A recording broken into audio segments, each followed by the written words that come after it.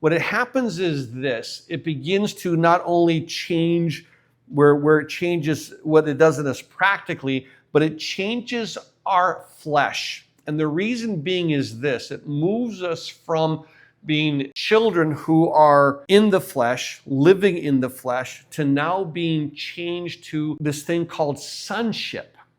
And once you realize this sonship, you're no longer a child of the flesh. Now you become a child of the Spirit, which radically changes everything in our lives and our understandings.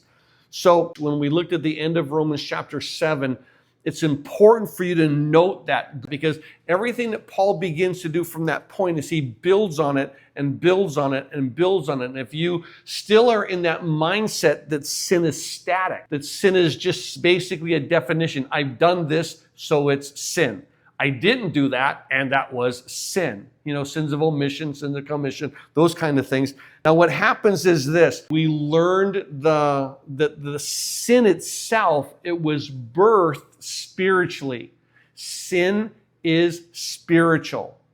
Understand where it was birthed, where it was conceived, was there what? In heaven, not on earth. It was conceived in heaven. Satan was perfect till iniquity was found in him. Thus it was what? Well, Ezekiel 20, sin. Sin now enters.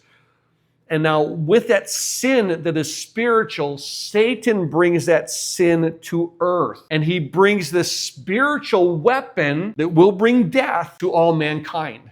And Adam, man, he just swallows it hook, line, and sinker. Now, we do realize what? That although Adam sinned, the very first mention of sin is not Adam's sin. That's not it. We know Adam sinned because Paul in Romans says they're one man's sin.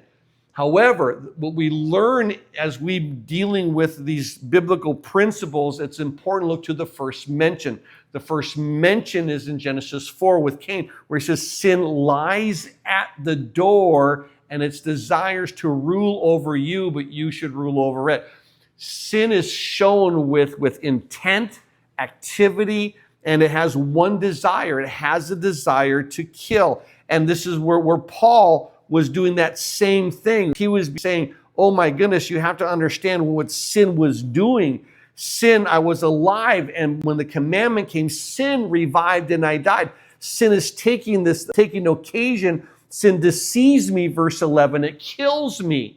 You understand that the sin is not a static thing. Sin is a spiritual thing. So when we understand that sin is spiritual, we have to come to grips with this. You cannot fight the spiritual in the flesh.